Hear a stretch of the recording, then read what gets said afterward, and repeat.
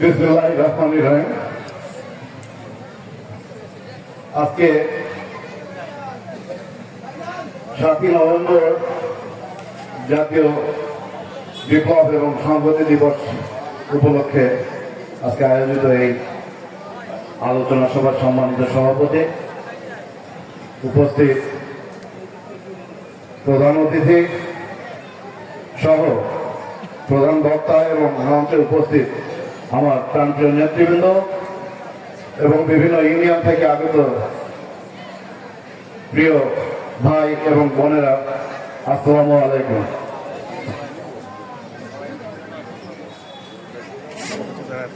আপনারা জানেন আমি আসলে বক্তব্য দীর্ঘায়িত করব না, কারণ এখানে প্রচন্ড রোদ, অনেকেই ঠিক হয়ে যাচ্ছে এখানে।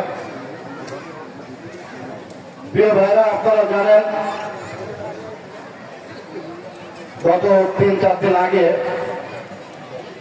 আমাদের বাংলাদেশ জাতীয়তাবাদী দল বিএনপির মহাসচিব মির্জা ফখরুল ইসলাম আলমগীর সাহেব উনি একটা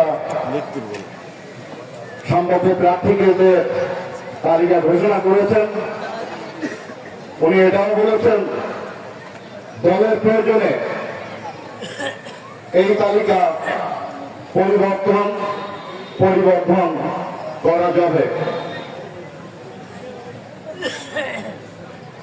প্রিয় ভাইরা, এই যে রোববার গেল, এই রোববারে বহির্বিশ্ব বিএনপির সঙ্গে আমাদের একটা সভা ছিল ঢাকাতে। সেই সভায় প্রধান অতিথি ছিলেন তারুণের অহংকার বিএনপির ভারপ্রাপ্ত চেয়ারম্যান জনাব তারেক রহমান, সভাপতি ছিলেন আমাদের দলের মহাসচিব মির্জা ফখরুল ইসলাম আলমগীর। উনি স্পষ্ট বার্তা দিয়েছেন,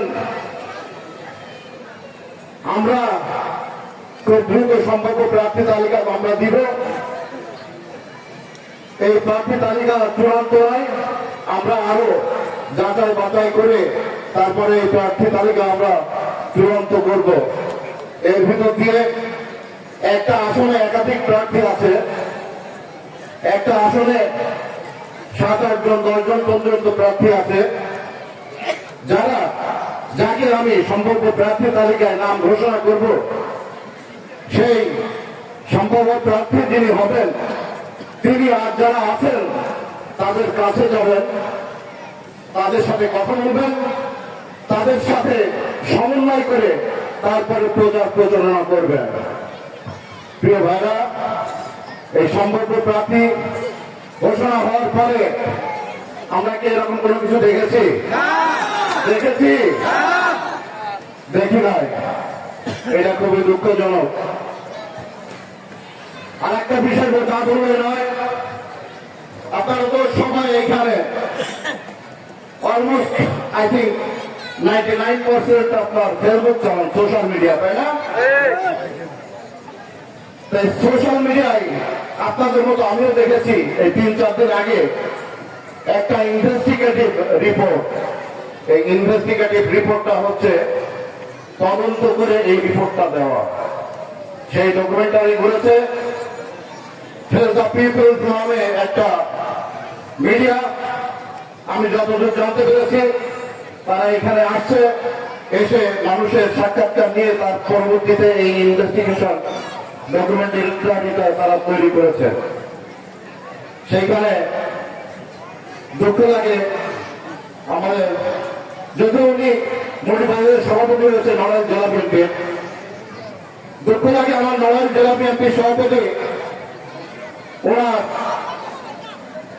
যেসব অ্যাক্টিভিটি ওখানে তুলে ধরা হয়েছে খুবই দুঃখজনক। আমি দলের একজন সামান্য কর্মী হিসাবে আমি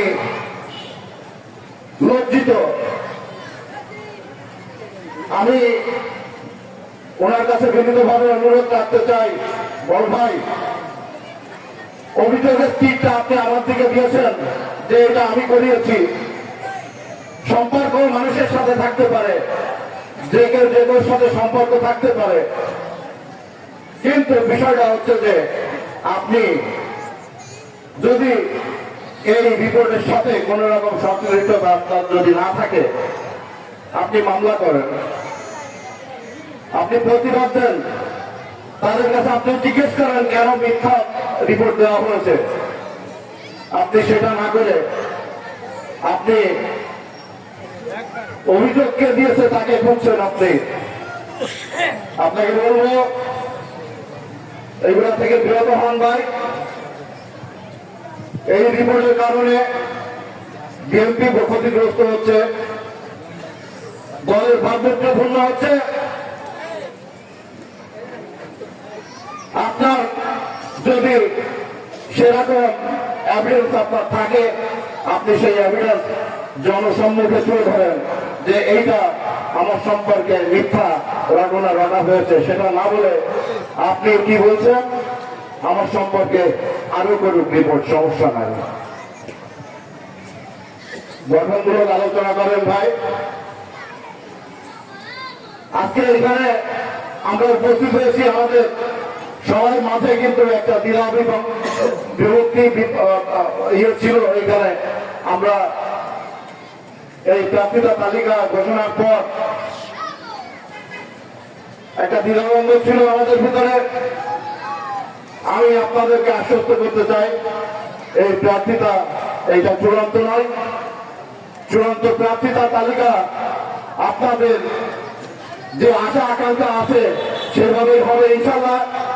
আপনারা সবাই দোয়া করবেন। চূড়ান্ত প্রার্থীর তালিকা যে সময় আসবে সেই সময় ইনশাল্লাহ উই আর ইউনাইটেড নড়াইল একের সাথে যে 8 জন প্রার্থী আমরা আছি, 8 জন থেকে একজন ইনশাল্লাহ মনোনীত হবেন। প্রিয় ভাইরা, আমি আমার বক্তব্য দীর্ঘায়িত করবো না, অনেক রোদ্দুর।